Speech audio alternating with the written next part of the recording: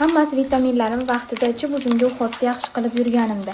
Albatta, o'zi 25 yoshdan keyin hamma ayollar organizmida kollagen ishlab chiqarish to'xtaydi. Ya'ni o'zimizni 25 yoshgacha bizdan tabiiy kollagen ishlab chiqariladi-da. Lekin 25 yoshdan keyin bu narsa to'xtaydi. Shuning uchun oshqozon kestirgan, kestirmagan, ozib turgan, ozib bo'lgan любой odamga kollagen ichish shart. Ayol kishimizmi, ko'rinishimiz, sochlarimiz, tirnoqlarimiz chiroyli bo'lishini xohlasak, albatta kollagen ichib yurishimiz kerak.